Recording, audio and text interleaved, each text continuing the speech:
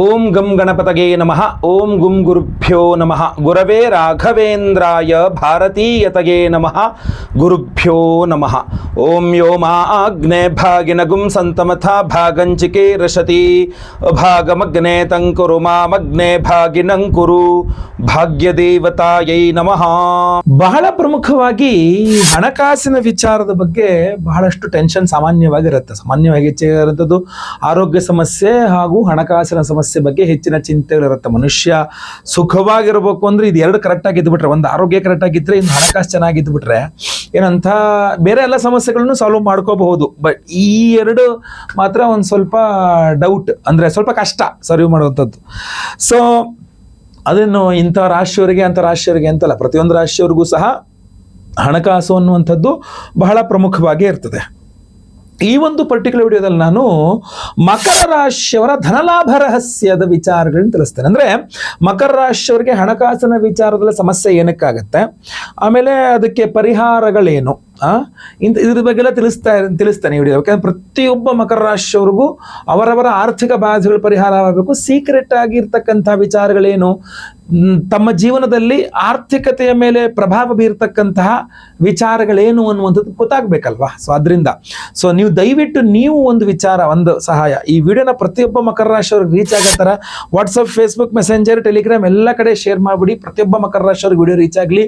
ಫೇಸ್ಬುಕ್ಕಲ್ಲಿ ವಿಡಿಯೋ ನೋಡ್ತಾ ಇದ್ದಾರೆ, ನಮ್ಮ ಪೇಜ್ನ ಫಾಲೋ ಮಾಡಿಲ್ಲ ಅಂದರೆ ದಯವಿಟ್ಟು ಫಾಲೋ ಮಾಡ್ಕೊಳ್ಳಿ. ಹಾಗೂ ಯೂಟ್ಯೂಬಲ್ಲಿ ನೋಡ್ತಾ ಇದ್ದಾರೆ, ಇನ್ನು ಸಬ್ಸ್ಕ್ರೈಬ್ ಮಾಡ್ಕೊಂಡಿಲ್ವಾ ದಯವಿಟ್ಟು ಕೆಳಗೆ ಸಬ್ಸ್ಕ್ರೈಬ್ ಅಂತ ಬರೋದಂತೆ ಸಬ್ಸ್ಕ್ರೈಬ್ ಮಾಡ್ಕೊಂಡು ಬೆಲ್ ಬಟನ್ ಹೊತ್ಕೊಂಡು ಆಲ್ ಅಂತ ಮಾಡ್ಲಿಕ್ಕೆ ದಯವಿಟ್ಟು ಮರಿಬೇಡಿ. ಗೊತ್ತಾಯ್ತಲ್ವಾ? ಖಂಡಿತ ನಾನು ಒಂದು ನಿಮಿಷ ನಿಮ್ಮ ಟೈಮ್ನ ವೇಸ್ಟ್ ಅಂತೂ ಮಾಡಲ್ಲ. ನಿಮಗೆ ಅತ್ಯಂತ ಉಪಯುಕ್ತವಾದ ಮಾಹಿತಿ, ನಿಮಗೆ ಕೆಲಸಕ್ಕೆ ಬರುವಂಥ ವಿಚಾರಗಳನ್ನೇ ತಿಳಿಸ್ತೇನೆ. ಹಣಕಾಸಿನ ವಿಚಾರ ತುಂಬ ಇಂಪಾರ್ಟೆಂಟ್ ಅಲ್ವಾ? ಪ್ರತಿಯೊಬ್ಬರಿಗೂ ಹಣ ಬೇಕು. ಮಕರ ರಾಶಿಯವರಿಗೆ ದುಡ್ಡಿನ ವಿಚಾರದಲ್ಲಿ ಸಮಸ್ಯೆ ಯಾವಾಗತ್ತೆ, ಜ್ಯೋತಿಷ್ಯ ಒಂದು ಸ್ವಲ್ಪ ಲೈಟಾಗಿ ಗೊತ್ತಿದ್ರು, ನಿಮ್ಮ ಜಾತಕ ನಿಮ್ಮ ಕೈನಲ್ಲಿದ್ದರೂ ಸಹ ನಿಮಗದು ಅರ್ಥ ಆಗುವಂಥ ವಿಚಾರದಿಂದ ಶುರು ಮಾಡಿ, ನಿಮ್ಗೆ ಏನೂ ಗೊತ್ತಿಲ್ಲ ಅಂದ್ರೂ ಕೂಡ ನಿಮ್ಗೆ ಅರ್ಥ ಆಗೋತ್ತಿರೋದ ವಿಚಾರಗಳ ತನಕ ನಾನು ಬಿಡಿಸಿ ಹೇಳ್ತೇನೆ, ಪರಿಹಾರಗಳ ಸಹಿತ. ನಿಮಗೊಂದು ಸ್ವಲ್ಪ ನಿಮ್ಮ ಜಾತಕ ನೋಡೋದಷ್ಟು ಗೊತ್ತಾಗೋದು. ನಿಮ್ಮ ಜಾತಕ ಹಿಂಗೆ ಕೈಯಲ್ಲಿದ್ರು ಕೂಡ ನೋಡ್ಕೊಳ್ಳಿ. ಮೇಷರಾಶಿಯಲ್ಲಿ ನಿಮ್ಮ ಜಾತಕದಲ್ಲಿ ಏನಾದರೂ ಶನಿಗ್ರಹ ಇದ್ದಾನೆ ಅಂತ ಆದರೆ ನಿಮಗೆ ಆರ್ಥಿಕವಾಗಿ ತುಂಬ ಸಮಸ್ಯೆ ಉಂಟಾಗ್ತದೆ. ಆರೋಗ್ಯವಾಗೂ ಆಗ್ತದೆ, ಅದು ಇನ್ನೊಂದು ವಿಚಾರ, ರಾಶ್ಯಾಧಿಪತಿ ಆದ್ರಿಂದ.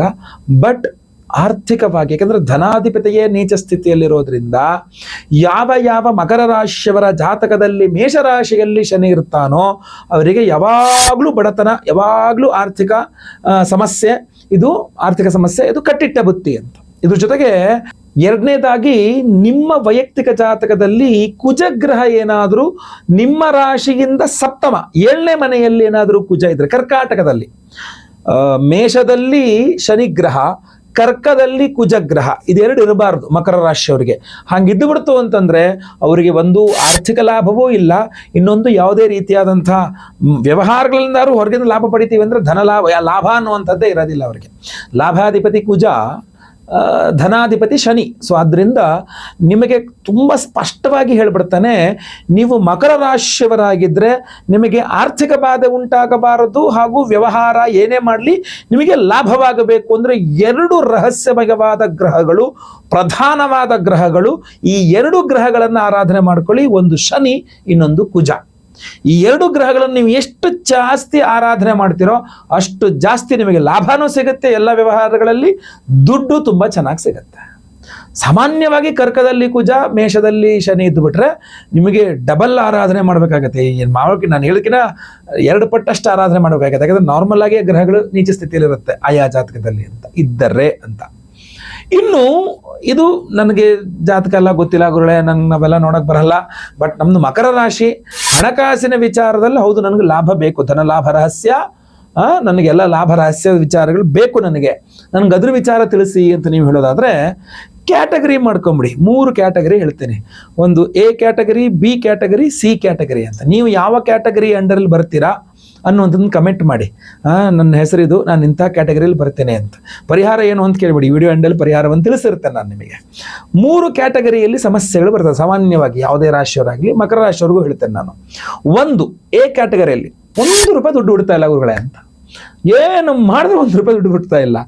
ಸಂಬಳ 3 ತಿಂಗಳಾಯ್ತು ನಂಗೆ ಸಂಬಳನೇ ಕೊಡ್ತಾ ಇಲ್ಲ. ಅಂದರೆ ಕೆಲಸ ಮಾಡಿದ್ರೆ ಸಂಬಳ ಕೊಡಬೇಕಲ್ಲ. ಸೊ ನನ್ನ ಸಂಬಳ ನಮಗೆ ಕೊಡ್ತಾ ಇಲ್ಲ. ಬಿಟ್ಟು ಹೋಗೋಣ ಅಂದರೆ ಇನ್ನೊಂದು ಕಡೆ ಕೆಲಸ ಸಿಗುತ್ತಾ ಇಲ್ವೋ ಗೊತ್ತಿಲ್ಲ. ಪರಿಸ್ಥಿತಿ ಭಾಳ ಗಂಭೀರವಾಗಿದೆ. ಸೊ ₹1 ಹುಡ್ತಾ, ಅದು ಸಂಬಳ ಅಂತಾನೆ ಅಲ್ಲ. ಈಗ ಬಿಸ್ನೆಸ್ ಮಾಡ್ತಾ ಇದ್ದೀರಾ, ಮಕರ ರಾಶಿಯವರು ₹1 ದುಡ್ಡು ಹುಡ್ತಾ ಇಲ್ಲ ಅಂತ. ನಿಮಗೆ ಬರಬೇಕಾದ ದುಡ್ಡು ಬರ್ತಾ ಇಲ್ಲ, ₹1 ಎಲ್ಲೂ ಸಾಲನೂ ಹುಡ್ತಾ ಇಲ್ಲ. ಇದು ಎಂಥ ಪರಿಸ್ಥಿತಿ ಇದು? ಏನು ಮಾಡಲಿ ನಾನು ಅಂತ. ಯಾಕೆ ದುಡ್ಡೇ ಅನ್ನುವಂಥದ್ದು ನನ್ನ ಒಳಗಡೆ ಒಂಥರ ಆರ್ಥಿಕ ದಿಗ್ಬಂಧನಕ್ಕೊಳಗಾಗ್ಬಿಟ್ಟಿದ್ದೀನಿ ಗುರುಳೆ. ನಾನು ಏನಕ್ಕೆ ದುಡ್ಡು ಬರ್ತಾ ಇಲ್ಲ, ನನಗೆ ₹1 ಸೇರ್ತಾ ಇಲ್ಲ, ಯಾಕೆ ಹೀಗೆ ಅಂತ. ಅದಕ್ಕೆ ಹಲವಾರು ಕಾರಣ ಇರುತ್ತೆ. ₹1 ನಿಮಗೆಲ್ಲೂ ಸಿಗದೇ ಇರಲಿ ಅಂತ ಮಾಟ ಮಂತ್ರ ಮಾಡಿಸಿರಬಹುದು. ಕೃತ್ರಿಮಾಭಿಚಾರಗಳಿದ್ರೂ ಸಹ ನಿಮಗೆಲ್ಲೂ ₹1 ಸಿಗಲ್ಲ. ಎಲ್ಲಿಂದನೂ ಬರಲೇಬಾರ್ದು. ಆ ಥರ ನಿಮ್ಮನ್ನು ದಿಗ್ಬಂಧನ, ನಿಮ್ಮ ಹೆಸರು ಇದೆಲ್ಲ ಯಾಕೆ ಫುಲ್ ದಿಗ್ಬಂಧನ ಮಾಡಿಬಿಟ್ಟಿದ್ರು ಕೂಡ ಏನೂ ಮಾಡೋಕ್ಕಾಗಲ್ಲ. ಪಂಚಮುಖಿ ಆಂಜನೇಯ ಸ್ವಾಮಿ ಆರಾಧನೆಗಿಂತ ಪಂಚಭೂತಗಳಿಂದ ಸ್ವರೂಪದಲ್ಲಿ ಆಂಜನೇಯನ ಪ್ರಭಾವ ಬಿದ್ದಾಗ ಅದು ಭಿನ್ನವಾಗುತ್ತೆ. ಅಂದ್ರೆ ಮಾಡಿಸಿರೋದು ಒಡೆದೋಗುತ್ತೆ. ಸೊ ಪಂಚಮುಖಿ ಆಂಜನೇಯನ ಆರಾಧನೆ ಒಂದಿರ್ತದೆ. ಇಲ್ಲ ಅಂತಂದರೆ ಇನ್ನೊಂದು ಕಾರಣ ಮಾಡವಂತರನೇ ಆಗಬೇಕು ಅಂತೇನಿಲ್ಲ. ಈಗ ಜಾಬ್ ಇರಲಿಲ್ಲ, ನಿಮಗೆ ಕೆಲಸ ಸಿಕ್ಕಿದ್ರೆ ಮೊದಲನೇ ತಿಂಗಳ ಸಂಬಳದಲ್ಲಿ ಇಂತಿಷ್ಟು ದುಡ್ಡು ಹುಂಡಿಗೆ ಹಾಕ್ತೀನಿ, ಮತ್ತೊಂದು ಹಾಕ್ತೀನಿ, ಇನ್ನೊಂದು ಏನೋ ಹಾಕ್ತೀನಿ ಅನ್ಕೊಂಡಿರ್ತೀರಿ. ಆದರೆ ಹಾಕಲೇ ಇಲ್ಲ. ಸೊ ವಾಗ್ದೋಷ ಉಂಟಾಯಿತು. ಆವಾಗಲೂ ₹1 ಬರೋದು ನಂಗೆ ಟಕ್ ಅಂತ ಸ್ಟಾಪ್ ಆಗಿಬಿಡುತ್ತೆ, ದುಡ್ಡೇ ಬರಲ್ಲ. ಮನೆಯಲ್ಲಿ ಕೆಲವರು ಇನ್ನೊಂದ್ಸಲ ಏನಾಗ್ಬಿಡುತ್ತೆ, ಕೆಲವರು ಮನೆಗಳಲ್ಲಿ ಹೆಂಗಸರುಗಳು ಮನೆಯಲ್ಲಿ ಶುಕ್ರವಾರ ಮಂಗಳವಾರ ಕಣ್ಣಲ್ಲಿ ನೀರು ಹಾಕೊಂಡು ಕೂತ್ಕೊಳ್ಳೋದು, ಅಲ್ಲೆಲ್ಲೋ ಏನೋ ಸಮಸ್ಯೆ ಆಯ್ತು, ಇಲ್ಲಿ ಕಣ್ಣಲ್ಲಿ ನೀರು ಹಾಕೋದು, ಅಥವಾ ಮನೆಯಲ್ಲೇ ಏನೋ ಜಗಳ ಮನಸ್ತಾಪ ಆಯ್ತಪ್ಪ. ಪ್ರತಿಯೊಂದು ಮನೆಯಲ್ಲಿ ಎಲ್ಲರ ಮನೆಯಲ್ಲಿ ದೋಸೆನೂ ತೂತಾನೆ, ಪ್ರತಿಯೊಬ್ಬರ ಮನೆಯಲ್ಲಿ ಒಂದು ಚಿಕ್ಕ ಪುಟ್ಟ ಸಮಸ್ಯೆ ಇರುತ್ತೆ. ಅದಕ್ಕೆ ಶುಕ್ರವಾರ ಅನ್ನಂಗಿಲ್ಲ, ಮಂಗಳವಾರ ಅನ್ನಂಗಿಲ್ಲ, ಕಣ್ಣಲ್ಲಿ ನೀರು ಹಾಕೊಂಡು ಹಿಂಗೆ ಕೂತ್ಕೊಂಡ್ರೆ ದಾರಿದ್ರ್ಯ ಅಂತ. ಆ ಮನೇಲಿ ₹1 ಬರಲ್ಲ ಅಂತ, ಆಯ್ತಲ್ವಾ. ಸೊ ಅದರಿಂದ ಆ ಥರದ ಅಭ್ಯಾಸಗಳಿದ್ರು ಮೊದಲು ಬಿಟ್ಟುಬಿಡಬೇಕು. ಆ ವಿಚಾರಗಳನ್ನ ಆಮೇಲೆ ಹೇಳ್ತೀನಿ. ಅಭ್ಯಾಸಗಳನ್ನು ಬದಲಾಯಿಸಿ ಅನ್ನುವಂಥದ್ದು ಅದನ್ನು ಆಮೇಲೆ ನಿಮಗೆ ತಿಳಿಸ್ತೀನಿ, ಆಯಿತಾ. ನೆಕ್ಸ್ಟ್, ಇದು ಎ ಕ್ಯಾಟಗರಿಯಲ್ಲಿ. ಇದಕ್ಕೆ ಏನು ಪರಿಹಾರ ಅಂತಂದ್ರೆ, ಅದು ಏನು ಸಮಸ್ಯೆ ಅಂತ ನೋಡಿಕೊಂಡೇ ಪರಿಹಾರ ಮಾಡಬೇಕಾಗುತ್ತೆ. ತುಂಬ ಸೀರಿಯಸ್ ಇಶ್ಯೂ ಆಗಿರುತ್ತೆ. ಇದು ಒಂದು ಪ್ರಶ್ನೆಶಾಸ್ತ್ರದ ಮುಖಾಂತರವೋ ಅಥವಾ ವೈಯಕ್ತಿಕ ಜಾತಕ ವಿಮರ್ಶೆ ಮುಖಾಂತರವೋ ಅಥವಾ ಒಂದು ಪಂಚಮುಖಿ ಆಂಜನೇಯ ಸ್ವಾಮಿಯ ಆರಾಧನೆಯ ಮುಖಾಂತರವೋ ಮಾಡ್ಕೊಳ್ಬಹುದು, ಆಯ್ತಾ. ಇಲ್ಲಾಂದ್ರೆ ಈ ವಿಡಿಯೋ ಎಂಡಲ್ಲಿ ಒಂದು ಮಂತ್ರ ಹೇಳ್ತೀನಿ, ಡೈಲಿ ಆ ಮಂತ್ರವನ್ನು ಕೇಳಿಸ್ಕೊಳ್ತಾ ಇರಿ. ಅದಾದ್ರೂ ನಿಮಗೆ ಏನಾದ್ರು ಸ್ವಲ್ಪ ದುಡ್ಡು ಬರೋ ಥರ ಮಾಡಲಿ. ಎರಡನೇ ಕ್ಯಾಟಗರಿಯ ವಿಭಾಗ ಇರ್ತಾರೆ. ಅವ್ರು ಹೆಂಗೆಪ್ಪ ಅಂತಂದರೆ ಡೆಫಿಸಿಟ್ ಆಗ್ತಾ ಇರುತ್ತೆ. ಅಂದರೆ ಅವಶ್ಯಕತೆಗಿನ್ನ ಕಮ್ಮಿ ಆದಾಯ ಅಂತ. ಎಷ್ಟು ಅವಶ್ಯಕತೆ ಅದಕ್ಕಿಂತ ಕಮ್ಮಿ ಆದಾಯ ಬರ್ತಾ ಇದೆ. ಪ್ರತಿ ತಿಂಗಳು ನಿಮಗೊಂದು ₹60 ಕಮಿಟ್ಮೆಂಟ್ ಇರುತ್ತೆ ಅನ್ಕೊಳ್ಳಿ. EMIಗಳು, ಆಮೇಲೆ ಚೀಟಿಗಳು ಕಟ್ಟಬೇಕು, ಅದು ಫೀಸು, ಮತ್ತೊಂದೇನೋ ಒಂದು ₹60 ಖರ್ಚಿರುತ್ತೆ. ಪ್ರತಿ ತಿಂಗಳು ಅದು 100% ಕೊಡಲೇಬೇಕು, ಅದು EMI ಹೋಗ್ಲೇಬೇಕದು ಅಂತ. ಅದನ್ನು ಹೊರತುಪಡಿಸಿ ಮನೆ ನಡೆಸಲಿಕ್ಕೆ ಏನೋ ಬಾಡಿಗೆ ಕಟ್ಕೊಂಡು, ಏನೋ ಆಹಾರ ಪದಾರ್ಥಗಳನ್ನ ಖರೀದಿ ಮಾಡ್ಕೊಂಡು ತಂದಿಟ್ಕೊಂಡು, ಮತ್ತೊಂದು ಇನ್ನೊಂದು ಎಲ್ಲ ಮಾಡಲಿಕ್ಕೆ, ಮನೆ ನಡೆಸಲಿಕ್ಕೆ ಅಂತಲೇ ಮತ್ತೊಂದು ನಿಮಗೊಂದು ₹60 ಚಿಲ್ಲರೆ ಖರ್ಚು ಬೇಕಾಗ್ತದೆ, ಆಯಿತಾ. ಆದರೆ ನಿಮ್ಮ ತಿಂಗಳಾದಾಗೆ ₹100 ಅಂತ ಏನಾಯಿತು, ಒಂದು ₹20 ₹30 ಡೆಫಿಸಿಟ್ ಕ್ರಿಯೇಟ್ ಆಯಿತು. ಅಂದರೆ ಅಷ್ಟಿಲ್ಲ, ದುಡ್ಡಿಲ್ಲ, ಬರೋದೇ ₹100. ಅದರಲ್ಲಿ ಸಾಲನೂ ತೀರಿಸಿದ್ರಿ, ನಿಮ್ಮ ಅವಶ್ಯಕತೆನೂ ಕ್ಲಿಯರ್ ಮಾಡ್ಕೊಂಡ್ರಿ ಅಂದರೆ ಮತ್ತೆ ₹30 ಶಾರ್ಟೇಜ್ ಆಯಿತು ಅಂತ. ಈ ತಿಂಗಳು 30, ಮುಂದಿನ ತಿಂಗಳು 60, ಯಾಕೆ ಈ 30, ನೆಕ್ಸ್ಟ್ ತಿಂಗಳದ 30, 60, ಅದ್ರ ಮುಂದಿನ ತಿಂಗಳು 90. ಸೊ ಈ ಡೆಫಿಸಿಟ್ ಜಾಸ್ತಿ ಆಗುತ್ತಾ ಹೋಗುತ್ತೆ. ಸೊ ಇದು ಬಿ ಕ್ಯಾಟಗರಿಲಿ ಬರುತ್ತೆ. ಯಾಕೆ ಗುರುಳೆ ಸಾಲ್ತಾ ಇಲ್ಲ, ದುಡಿತಾ ಇದ್ದೀನಿ ಬಟ್ ಸಾಕಾಗ್ತಾ ಇಲ್ಲ, ಎಷ್ಟು ದುಡಿದ್ರೂ ಸಾಕಾಗ್ತಾ ಇಲ್ಲ, ಎಷ್ಟು ಕಷ್ಟ ಆಗುತ್ತೆ ಅಂದರೆ ಬಡ್ಡಿಗಳು ಕಟ್ಟಕ್ಕಿರಲ್ಲ. ಒಂದೊಂದು ಸಲ ಏನು ಊಟನೇ ಮಾಡಬಾರ್ದು, ಹಂಗಾರೆ ಉಪವಾಸದ ಬಿಡೋಣ, ಏನು ಮಾಡೋಣ ಅನ್ನೋದು ಗೊತ್ತಾಗಲ್ಲ. ಮನೇಲಿ ಈಗ ಒಂದು ಸ್ಟ್ಯಾಂಡರ್ಡೈಸ್ಡ್ ಜೀವನ ಮಾಡಲಿಕ್ಕೆ ಬಹಳ ಕಷ್ಟ ಆಗ್ತಾ ಇದೆ. ಬರುವ ಸಂಬಳ ಸಾಕಾಗ್ತಾ ಇಲ್ಲ, ಆಗುವ ವ್ಯಾಪಾರ ಉಳಿಯುವ ದುಡ್ಡು ಸಾಕಾಗ್ತಾ ಇಲ್ಲ, ಬಾಡಿಗೆಗಳು ಮತ್ತೊಂದು ಇದೊಂದು ಬಡ್ಡಿ ಚೀಟಿ ಎಲ್ಲ ಕಟ್ಬು ಏನು ಇಲ್ಲ ಗುಳ್ಳೆ, ಬಹಳ ಖರ್ಚಾಗುತ್ತೆ, ತುಂಬ ಶಾರ್ಟೇಜ್ ಆಗ್ತಾ ಇದೆ. ಅದು ಡೆಫಿಸಿಟ್ ಅಂತ. ಅದು ಯಾವಾಗ ಸ್ಟಾರ್ಟ್ ಆಗುತ್ತೆ ಅಂದರೆ ನೋಡಿ, ಅದಕ್ಕೂ ಹಲವಾರು ಕಾರಣಗಳಿರುತ್ತೆ. ಈಗ ಮೊನ್ನೆವರೆಗೆ ಮಕರ ರಾಶಿಯವರಿಗೆ 7.5 ಇತ್ತು, ಈಗ ಕ್ಲಿಯರ್ ಆಯಿತು ಬಿಡಿ, 7.5 ಮುಕ್ತಾಯ ಆಯಿತು ಮಕರ ರಾಶಿಯವರಿಗೆ. ಯಾಕೆ ಅಂತಂದರೆ ನಾನು ಈಗ ವಿಡಿಯೋ ಮಾಡ್ತಾ ಇರುವಂಥದ್ದು ಏಪ್ರಿಲ್ನಲ್ಲಿ, 2025 ಏಪ್ರಿಲಲ್ಲಿ ವಿಡಿಯೋ ಮಾಡ್ತಾ ಇರುವಂಥದ್ದು. ಸೊ ಮಾರ್ಚ್ 29ಕ್ಕೆ ಮುಗಿದೋಯ್ತು 7.5. ಇಷ್ಟು ದಿನಗಳ ಕಾಲ 7.5ಇಂದನೂ ಈ ಪ್ರಭಾವವನ್ನು ನೋಡಿರಬಹುದು ನೀವು. ಅದನ್ನು ಅಲ್ಲದೆ ಸರ್ಪದೋಷ ಇದ್ದರೆ, ವೈಯಕ್ತಿಕ ಜಾತಕದಲ್ಲಿ ಕಾಳ ಸರ್ಪದೋಷ, ಘಟಕಾಳ ಸರ್ಪದೋಷಗಳಿದ್ದರೆ, ಅಥವಾ ಈ ಪ್ರಾಗಾರಾಧಿತ ದೇವತಾ ಕೋಪಗಳು ಅಂತ ಬಂದಿರುತ್ತೆ. ಅಂದರೆ ನೀವು ಹಿಂದೆ ಆರಾಧನೆ ಮಾಡ್ಕೊಂಡು ಬಂದಿರ್ತೀವಿ. ನಿಮ್ಮ ಮುತ್ತಾತ ಮುನೇಶ್ವರನ ಪೂಜೆ ಮಾಡ್ತಿದ್ರು, ನಿಮ್ಮ ತಾತ ಮಾಡ್ತಿದ್ರು, ನಿಮ್ಮಪ್ಪ ಮಾಡ್ತಿದ್ರು, ನೀವು ಮಾಡ್ತಾ ಇಲ್ಲ, ಅಥವಾ ನೀವು ಮಾಡಿದ್ರಿ ಬಟ್ ನಿಲ್ಲಿಸ್ಬಿಟ್ಟಿದ್ರಿ. ಅದನ್ನು ಆ ಸೈಟ್ ಮಾರ್ಬಿಟ್ವಿ, ಆ ಜಮೀನು ಮಾರ್ಬಿಟ್ವಿ, ಅಥವಾ ಅಲ್ಲಿಗೆ ಹೋಗಕ್ಕೆ ಏನೋ ಒಂದು ಕಾರಣ ಮನೆ ದೇವ್ರಿಗೆ ಹೋಗಿಲ್ಲ ಅಂದ್ರೂ ಆಗ್ಬಿಡುತ್ತೆ. ಮನೆ ದೇವ್ರಿಗೆ ಹೋಗದೆ ಬಹಳ ಕಾಲ ಆಯಿತು ಅಂದ್ರೂ ಆ ಥರ ಡೆಫಿಸಿಟ್ ಕ್ರಿಯೇಟ್ ಆಗುತ್ತೆ. ಸರ್ಪದೋಷಗಳು ಟು ದ ಪೀಕ್ ಇದ್ರೂ ಕೂಡ ಆ ಥರ ಸಮಸ್ಯೆಗಳಾಗುತ್ತೆ. ಪ್ರೇತ ಬಾಧೆಗಳು, ಕುಟುಂಬದಲ್ಲಿ ಯಾರು ತೀರಿ ಹೋಗಿದ್ದಾರೆ, ಅವರಿಗೆ ಸರಿಯಾಗಿ ಮೋಕ್ಷ ಇಲ್ಲ ಇತ್ಯಾದಿಗಳು ಏನೇ ಇದ್ರೂ ಕೂಡ ಆ ಥರ ಕ್ರಿಯೇಟ್ ಆಗ್ತಾ ಇರುತ್ತೆ. ಜೊತೆಗೆ ನಿಮ್ಮ ಮನೆಯ ವಾಸ್ತು ಚೆನ್ನಾಗಿಲ್ಲ ಅಂತಂದ್ರೂ ಈ ಥರ ಡೆಫಿಸಿಟ್ ಕ್ರಿಯೇಟ್ ಆಗಿಬಿಡುತ್ತೆ. ಆದಾಯದಲ್ಲಿ ಒಂದಿಷ್ಟು ಸರಿ ಕ್ರಿಯೇಟ್ ಆಗಿಬಿಡುತ್ತೆ. ಈಗ ಮನೆ ಕಟ್ಟಿದ್ದೀರಾ, ಮನೆ ಕಟ್ಟುವ ಜಾಗದಲ್ಲಿ ಹಾವುಗಳು ತುಗುತ್ತಾ ಇತ್ತು, ಹೊಡೆದಾಕ್ಬಿಟ್ಟು ಮನೆ ಕಟ್ಟಿದ್ದಾರೆ. ನೀವು ಬಾಡಿಗೆ ಮನೇಲೇ ಇರಲಿ, ನಿಮಗೆ ಗೊತ್ತಿಲ್ವಲ್ಲ ಆ ಮನೆಯನ್ನು ಕಟ್ಟಬೇಕಾದ್ರೆ ಹೆಂಗಿತ್ತು ಅಂತ, ಅಥವಾ ವಾಸ್ತು ದೋಷಗಳಿದ್ರೂ ನಾನು ಹೇಳ್ದಂಗೆ ಹಾಗೆ ಆಗುತ್ತೆ. ಸೊ ಇದೆಲ್ಲ ನೋಡಿಕೊಂಡು ಸರಿಯಾದ ಪರಿಹಾರ, ವಾಸ್ತು ದೋಷಕ್ಕೆ ವಾಸ್ತು ಪರಿಹಾರ, ವಾಸ್ತು ಹೋಮ ಇತ್ಯಾದಿಗಳ ಪರಿಹಾರ ಈ ವಿಡಿಯೋ ಎಂಡಲ್ಲಿ ಅದ್ರ ಬಗ್ಗೆ ಎಲ್ಲ ತಿಳಿಸ್ತೇನೆ ನಾನು. ಅಥವಾ ಸರ್ಪ ದೋಷಗಳಿದ್ರೆ ನಾಗಾರಾಧನೆಯ ಪರಿಹಾರ, ಆ ಹೋಮದ ಭಸ್ಮ ನಾಗಾರಾಧನೆ ಅರಿಶಿನವನ್ನು ಒಂದು ಸ್ವಲ್ಪ ವಾಸ್ತು ಬಾಗಿಲಿಗೆ ಹಚ್ಚತಕ್ಕಂಥದ್ದು. ಸರ್ಪ ದೋಷಗಳಿದ್ರೆ ಪರಿಹಾರ ಆಗಲಿ ನೀರಲ್ಲಿ ಮಿಕ್ಸ್ ಮಾಡಿ ಮನೆ ಒಳಗೆ ಹೊರಗೆಲ್ಲ ಚಿಮಕ್ಸ್ಕೊಳ್ತಕ್ಕಂಥದ್ದು. ಆಮೇಲೆ ಪರಿಹಾರಗಳು ಬಹಳ ಇಂಪಾರ್ಟೆಂಟ್ ಆಗಿರುತ್ತೆ. ಅದರಲ್ಲಿ ಲಕ್ಷ್ಮೀನಾರಾಯಣರ ಆರಾಧನೆ ರೆಗ್ಯುಲರ್ ಆಗಿ ಇಟ್ಕೊಂಡ್ರೆ ತುಂಬ ಒಳ್ಳೆಯದು. ಅಥವಾ ನಾವು ವಿಶೇಷವಾಗಿ ಮಾಡ್ತಾ ಇದ್ದೀವಿ, ವಿಡಿಯೋ ಎಂಡಲ್ಲಿ ತಿಳಿಸ್ತೇನೆ. ವಿಶೇಷ ಪ್ರಸಾದವೂ ಇದೆ, ಸಾನ್ನಿಧ್ಯ ಆಗುತ್ತೆ, ಸ್ವಲ್ಪ ಅನುಕೂಲವೂ ಆಗುತ್ತೆ. ಗೊತ್ತಲ್ವ, ಲಕ್ಷ್ಮೀನಾರಾಯಣ ಹರದಗೆಮ್ಮ ಅಂತ. ಆಯಿತಾ, ಇದು ಬಿ ಕ್ಯಾಟಗರಿ. ಇಲ್ಲೂ ಕೂಡ ನಿಮಗೆ ಸಮಸ್ಯೆ ಆರ್ಥಿಕವಾದದಾಗುತ್ತೆ. ಮೂರನೇ ಕ್ಯಾಟಗರಿ ಸಮಸ್ಯೆ ಇನ್ನೊಂದು ಬರುತ್ತೆ. ಮೂರನೇ ಕ್ಯಾಟಗರಿ ಸಮಸ್ಯೆಯಲ್ಲಿ ಏನಾಗುತ್ತೆ ಅಂದರೆ ಚೆನ್ನಾಗಿ ದುಡ್ಡು ಬರುತ್ತೆ, ಸೂಪರ್ ಒಳ್ಳೆ ದುಡಿತೀನಿ, ಒಳ್ಳೆ ದುಡ್ಡಿನ ಬಗ್ಗೆ ಏನೂ ತೊಂದರೆ ಇಲ್ಲ, ಒಳ್ಳೆ ಆದಾಯ ಇದೆ, ಒಳ್ಳೆ ಬಿಸ್ನೆಸ್ ಇದೆ, ಒಳ್ಳೆ ಸ್ಯಾಲ್ರಿ ಇದೆ, ಒಳ್ಳೇದೆಲ್ಲದೂ ಚೆನ್ನಾಗಿದೆ, ದುಡ್ಡು ಚೆನ್ನಾಗಿ ಬರುತ್ತೆ. ಆದರೆ ನಿಲ್ಲಲ್ಲ, ₹1 ಉಳಿಸಲ್ಲ. ಎಷ್ಟು ಲಕ್ಷ ಬಿಸ್ನೆಸ್ ಮಾಡ್ತೀನಿ, ಎಷ್ಟು ಲಕ್ಷ ಆದಾಯ ಇದೆ, ಬಟ್ ಸೇವಿಂಗ್ಸ್ ಏನೂ ಇಲ್ಲ. ಮತ್ತೆ ಮುಂದಿನ ತಿಂಗಳಿಗೆ ಮತ್ತೆ ಬಿಸ್ನೆಸ್ ಆಗಬೇಕು, ಮತ್ತೆ ಪ್ರಾಫಿಟ್ ಬರಬೇಕು, ಆವಾಗಲೇ ಆಗ್ತಕ್ಕ, ಅಲ್ಲಿ ತನಕ ಇಲ್ಲ. ಯಾಕೆ ಅಂತಂದರೆ ಈ ಮೂರನೇ ಡೆಫಿಸಿಟ್ ಇದೆಯಲ್ಲ, ಅದರ ರಾಹುವಿನ ಪ್ರಭಾವ ಜಾಸ್ತಿ ಆಗಿಬಿಡುತ್ತೆ. ತುಂಬ ದುಡ್ಡು ಬರುತ್ತೆ, ಬಟ್ ₹1 ಉಳಿಯಲ್ಲ ಅಂದರೆ ರಾಹು ಪ್ರಭಾವ. ನದಿಯಲ್ಲಿ ನೀರು ಹರಿತಾ ಇರ್ತದೆ ಅಂತ ಅಣೆಕಟ್ಟು ಸೇವ್ ಮಾಡಬೇಕು, ಒಂದು ಸಿಸ್ಟಮ್ಯಾಟಿಕ್ ಇನ್ವೆಸ್ಟಿಂಗ್ ಪ್ಲಾನ್ ಮಾಡ್ಕೊಂಡು ಒಂದು SIP ಮಾಡ್ಕೊಳ್ಬೇಕು. ಆದರೆ ಆಗ್ತಾ ಇಲ್ಲ, ಎಲ್ಲೂ ₹1 ಉಳಿಸೋಕ್ಕೆ ಆಗ್ತಾ ಇಲ್ಲ. ಚೆನ್ನಾಗಿ ಬರೋದು ಚೆನ್ನಾಗಿ ಹೋಗುತ್ತೆ. ಅದಕ್ಕೆ 2-3 ಕಾರಣಗಳಿದೆ. ಅದರಲ್ಲಿ ಬಹಳ ಪ್ರಮುಖವಾದ ಒಂದು ಕಾರಣ ರಾಹು. ನಿಮ್ಮ ವೈಯಕ್ತಿಕ ಜಾತಕದಲ್ಲಿ ಏನಾದರೂ ಕುಂಭದಲ್ಲಿ ರಾಹು ಇದ್ದರೆ, ಅಥವಾ ನಿಮ್ಮ ವೈಯಕ್ತಿಕ ಜಾತಕದ ಪ್ರಕಾರವಾಗಿ ನಿಮಗೆ ರಾಹು ದಶೆ, ರಾಹು ಭುಕ್ತಿ, ರಾಹು ಅಂತರ್ಭುಕ್ತಿ ಎಲ್ಲೇ ರಾಹು ಬಂದಿದ್ದರೂ ಸಹ, ಕಾಳಸರ್ಪ ದೋಷಗಳು ಸಹ, ಅಥವಾ ಇನ್ನೂ ಪ್ರಮುಖವಾಗಿ ದೃಷ್ಟಿ ದೋಷ ಇದ್ದರೂ ಸಹ ನಿಮಗೆ ಈ ದುಡ್ಡು ಅನ್ನತಕ್ಕಂಥದ್ದು ಉಳಿಯೋದಿಲ್ಲ. ಬರುತ್ತೆ ಹೋಗುತ್ತೆ ಬಿಟ್ಟರೆ ಉಳಿಯೋದಿಲ್ಲ. ಅದಕ್ಕೆ ಈ ಪಂಚಮುಖಿ ಆಂಜನೇಯ, ಲಕ್ಷ್ಮೀನಾರಾಯಣ, ವಾಸ್ತು ಇತ್ಯಾದಿಗಳ ಆರಾಧನೆಗಳು ವಿಶೇಷ ಪರ್ವಕಾಲದಲ್ಲಿ ನಿಮಗೆ ಈ ಒಂದು ಸಮಸ್ಯೆಗಳನ್ನೆಲ್ಲ ಪರಿಹಾರ ಕೊಡುತ್ತೆ. ನಾನು ವಿಶೇಷ ಪರಿಹಾರಗಳು ಸಹ ಹೇಳ್ತೇನೆ. ಆಯ್ತಾ? ಸೊ ನೀವು ಈ ಕ್ಯಾಟಗರಿ ಯಾವುದರಲ್ಲಿ ಬರ್ತೀರಾ ಅನ್ನುವಂಥದ್ದು ಗಮನಿಸ್ಕೊಳ್ಳಿ. ಮೂರನೇದಾಗಿ ಯಾಕೆ ನಾನು ಕ್ಯಾಟಗರಿ ಹೇಳಿದ್ದೆ ಅಂತಂದರೆ, ಸ್ಪಷ್ಟತೆ ಇರಬೇಕು ನಿಮಗೆ. ಯಾವ ಸಮಸ್ಯೆ ಇದೆ ನಿಮಗೆ ಅನ್ನೋ ಸ್ಪಷ್ಟತೆ ಇದ್ದರೆ ನೀವು ಪರಿಹಾರ ಮಾಡ್ಕೊಳ್ಳೋಕೆ ಅನುಕೂಲ ಆಗುತ್ತೆ ಅಂತ. ಆಯಿತಾ? ಇನ್ನು ಅಭ್ಯಾಸಗಳನ್ನು ಕೆಲವಿಷ್ಟು ಬದಲಾಯಿಸ್ಕೊಳ್ಬೇಕು ನೀವು. ಅದು ಬಹಳ ಇಂಪಾರ್ಟೆಂಟ್. ಗೊತ್ತಿಲ್ಲದೆ ಆಗುವಂಥ ತಪ್ಪುಗಳು ಕೆಲವಿಷ್ಟು. ನಾಲ್ಗೆ ಹಿಂಗೆ ಎಂಜಲ್ ಹಚ್ಬಿಟ್ಟು ನೋಟ್ ಎಣಿಸ್ತಾ ಇರ್ತೇವೆ, ಹಿಂಗೆ ಅನ್ನೋದು ಹಿಂಗೆ ಎಣಿಸೋದು ದುಡ್ಡನ್ನ, ದುಡ್ಡೆಲ್ಲ ಎಂಜಲು. ಅದು ಮಾಡಬಾರ್ದು, ಲಕ್ಷ್ಮೀ ದೇವಿ. ಆಯಿತಾ? ಎಂಜಲ್ ಕೈಗೆಲ್ಲ ಅದನ್ನೆಲ್ಲ ಮುಟ್ಟಬಾರ್ದು. ಆಯಿತಾ? ಊಟ ಮಾಡ್ತಿರೋ ಒಂದು ಪ್ಲೇಟಲ್ಲಿ ಊಟ ಮಾಡ್ತಿರ್ತಾರೆ, ಪ್ಲೇಟ್ ಕೈಯಲ್ಲಿ ಇಟ್ಕೊಂಡಿರ್ತಾರೆ, ದುಡ್ಡು ಕೊಡು ಅಂತ ಇಸ್ಕೊಳ್ಳೋದು. ಕಾಫಿ ಟೀ ಕುಡಿತಿರ್ತಾರೆ, ಅದೇ ಎಂಜಲ್ ಕೈನಲ್ಲಿ ದುಡ್ಡು ಇಸ್ಕೊಳ್ಳೋದು ಮಾಡಬಾರ್ದು. ಕೈ ತೊಳ್ಕೊಂಡು ದುಡ್ಡು, ಲಕ್ಷ್ಮೀ ಅದು. ನಾವು ಗೌರವಿಸಿದ್ರೆ ಅದು ನಮ್ಮನ್ನು ಗೌರವಿಸುತ್ತೆ ಅಂತ. ಆಯಿತಾ?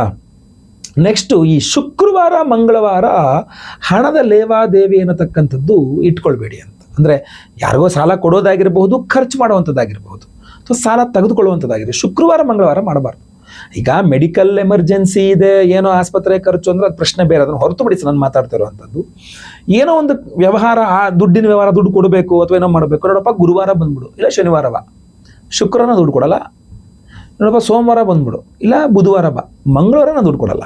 ಸೊ ಅದರಿಂದ ಈ ಥರದ ವ್ಯವಹಾರಗಳು ಸ್ವಲ್ಪ ಇಟ್ಕೊಳ್ತಕ್ಕಂಥದ್ದು ಬಹಳ ಪ್ರಮುಖವಾಗಿರ್ತದೆ. ಆಮೇಲೆ ಮನೆಯ ಮುಂದೆ ತುಳಸಿ ಬಹಳ ಪ್ರಮುಖ. ಆ ತುಳಸಿ ಬಾಡದಂತೆ ಚೆನ್ನಾಗಿ ನೋಡ್ಕೊಳ್ಬೇಕು. ನಿಮ್ಗೆ ತುಳಸಿ ಮನೆ ಮುಂದೆ ಎಷ್ಟು ನೀಟಾಗಿ ಎಷ್ಟು ಕ್ಲೀನಾಗಿರುತ್ತೋ ಅಷ್ಟು ಚೆನ್ನಾಗಿರುತ್ತೆ. ಎಷ್ಟು ಚೆನ್ನಾಗಿ ತುಳಸಿ ಇದ್ರೆ ನಿಮ್ಮ ಮನೆಯಲ್ಲಿ ತುಂಬ ಚೆನ್ನಾಗಿರುತ್ತೆ. ಅಷ್ಟೇ ಅಲ್ಲದೆ ಮನೆಯಲ್ಲಿಯೂ ಸಹ ನಾನು ಹೇಳ್ತೇನೆ ನಿಮಗೆ, ಈ ಹಲಸಿದ ಪದಾರ್ಥಗಳು ಯಾವಾಗಲೂ ಹಂಗೇ ಫ್ರಿಜ್ಜಲ್ಲಿ 3-4 ದಿವಸದ್ದು ಹಂಗೇ ಇದೆ, ಸಾಂಬಾರು ಹಂಗೇ ಇದೆ, ಅನ್ನ ಸಿಂಕಲ್ಲಿ ಹಂಗೇ ಇದೆ, ಹಳೆದೆಲ್ಲ ವಾಸ ಅಡಿತಾ ಇದೆ, ಹುಳ ಅಳಿತಾ ಇದೆ, ಜರಳೆ ಓಡಾಡ್ತಾ ಇದೆ ಅನ್ನೋ ಲೆವೆಲ್ಗೆ ಇಟ್ಕೊಬಾರ್ದು ಅದನ್ನು. ಎರಡನೇದಾಗಿ ಕಬ್ಬಿಣ, ತುಕ್ಕಿ ಹಿಡಿದ ಕಬ್ಬಿಣ ಮನೆಯಲ್ಲಿ ಇಟ್ಕೊಳ್ಳೋದು ಒಳ್ಳೆಯದಲ್ಲ. ಮುರಿದು ಹೋದ ಮರ, ಒಡೆದು ಹೋದ ಕನ್ನಡಿ, ಕೂದಲುಗಳು, ಮನೆ ತುಂಬ ಕೂದಲು ಬಾಚದಿಷ್ಟು ಕೂದಲು ಬರ್ತದೆ, ಮನೆಯಲ್ಲೆಲ್ಲ ಕೂದಲು ಬಿದ್ದಿರ್ತದೆ ಅಂತ. ಇದೆಲ್ಲ ದಾರಿದ್ರ್ಯ ಲಕ್ಷಣಗಳು, ಮನೆಯಲ್ಲಿ ಆ ಥರ ಇರಬಾರ್ದು. ಸೊ ಆ ಲಕ್ಷಣಗಳನ್ನ, ಅಭ್ಯಾಸಗಳನ್ನೆಲ್ಲ ಬದಲಾಯಿಸಿಕೊಂಡು ಮನೆ ಚೊಕ್ಕವಾಗಿ ಇಟ್ಕೊಳ್ಳುವಂಥ ಅಭ್ಯಾಸಗಳನ್ನ ಇಟ್ಕೊಳ್ಬೇಕು ನೀವು. ಆಯ್ತಲ್ವಾ. ಮನೆಯಲ್ಲಿ ಲಕ್ಷ್ಮೀ ಸಾನ್ನಿಧ್ಯ ಆಗಬೇಕು. ಈ ವಿಡಿಯೋ ಎಂಡಲ್ಲಿ ನಾನು ವಿಶೇಷವಾದಂತಹ ಮಂತ್ರವನ್ನು ಹೇಳ್ತೇನೆ, ಪ್ರತಿದಿನ ರಿಪೀಟೆಡ್ ಆಗಿ ಕೇಳಿಸ್ಕೊಳ್ತಾ ಇದ್ರು ಕೂಡ ನಿಮ್ಗೆ ಅನುಕೂಲ ಆಗುತ್ತೆ. ಆರಾಧನೆ, ಮಕರ ರಾಶಿಯವರು ಯಾವ ಆರಾಧನೆ ಮಾಡಬೇಕು, ನಾನು ಸ್ಟಾರ್ಟಿಂಗ್ ಪಾಯಿಂಟ್ ಈಗ ಹೇಳ್ತೇನೆ. ಪರಿಹಾರಗಳ ವಿಚಾರಕ್ಕೆ ಬಂದರೆ ಒಂದು ಶನಿ ಆರಾಧನೆ. ಮಕರ ರಾಶಿಯವರಿಗೆ ಧನಾಧಿಪತಿಯೇ ಶನಿ, ಆದ್ದರಿಂದ ಶನೀಶ್ವರನ ಆರಾಧನೆ. ಎರಡನೇದಾಗಿ ಲಾಭಾಧಿಪತಿ ಮಕರ ರಾಶಿಯವರಿಗೆ ಕುಜ, ಆದ್ದರಿಂದ ಸುಬ್ರಹ್ಮಣ್ಯ ಕುಜನ ಆರಾಧನೆ. ನನ್ನ ಪ್ರಕಾರ ಮಕರ ರಾಶಿಯವರು ವಾರಕ್ಕೊಂದು ದಿವಸ ಶನಿವಾರ ಒಂದು ಹೊತ್ತು ಉಪವಾಸ ಇದ್ದರೆ ತುಂಬ ಒಳ್ಳೆಯದು. ಉಪವಾಸ ಅಂದರೆ ಈ BP ಶುಗರ್ ಇದ್ದವರೆಲ್ಲ ಹಾಗೆ ಇದ್ಬಿಡಿ, ಕಷ್ಟಪಟ್ಬಿಡಿ, ಏನೋ ಒಂದು ಸಮಸ್ಯೆ ಮಾಡ್ಕೊಳ್ಳಿ ಆರೋಗ್ಯಕ್ಕೆ ಅಂತ ಅರ್ಥ ಅಲ್ಲ. ಒಂದು ಹೊತ್ತು ಉಪವಾಸ ಇದ್ದರೆ ಹಾಲು ಹಣ್ಣು ತಿನ್ಕೊಂಡಿದ್ರೆ ಒಳ್ಳೆಯದು. ಅನ್ನ ತಿನ್ನಬಾರ್ದು, ಈರುಳ್ಳಿ ಬೆಳ್ಳುಳ್ಳಿ ನಾನ್ ವೆಜ್ ಇತ್ಯಾದಿಗಳು ತಿನ್ನಬಾರ್ದು ಒಂದು ಹೊತ್ತು. ಹಾಗೂ ಮನೆ ಹತ್ತಿರದ ಶನೇಶ್ವರ ದೇವಸ್ಥಾನಕ್ಕೆ ಹೋಗಿ ಕಾಲು ನೋವು ಬರ್ತನಕ ಪ್ರದಕ್ಷಿಣೆ ನಮಸ್ಕಾರ ಮಾಡ್ತಕ್ಕಂಥದ್ದು. ಶನೇಶ್ವರನಿಗೆ ಎಳ್ಳೆಣ್ಣೆ ಅಭಿಷೇಕ, ಅಡಿಗೆಗೆ ಉಪಯುಕ್ತವಾದ ಗಾಣದ ಎಳ್ಳೆಣ್ಣೆ, ಆ ಥರ ಎಳ್ಳೆಣ್ಣೆ ಅಭಿಷೇಕ. ಕಬ್ಬಿಣದ ಬಾಂಡ್ಲೆಯಲ್ಲಿ ಅಡಿಗೆಗೆ ಉಪಯುಕ್ತವಾದ ಒರಿಜಿನಲ್ ಗಾಣದ ಎಳ್ಳೆಣ್ಣೆ ಹಾಕಿ ಹಿಂಗೆ ಮುಖ ನೋಡಿಕೊಂಡು ಒಂದು ಬೆರಳು ಗಾತ್ರ ಬತ್ತಿ ಹಾಕಿ ದೀಪ ಹಚ್ಚೋದು, ಆ ಥರ ಅದನ್ನು ದಾನ ಮಾಡ್ತಕ್ಕಂಥದ್ದು ಮಾಡ್ಬೋದು. ಶನಿವಾರ ಶನೇಶ್ವರನಿಗೆ ಒಂದು ಕರಿ ಎಳ್ಳು ಅಥವಾ ನೀಲಿ ಬಣ್ಣದ ಹೂನಲ್ಲೋ ತುಳಸಿಯಲ್ಲೋ ಅರ್ಚನೆ ಮಾಡಿಸ್ತಕ್ಕಂಥದ್ದು ಎಲ್ಲ ಮಾಡ್ಬೋದು.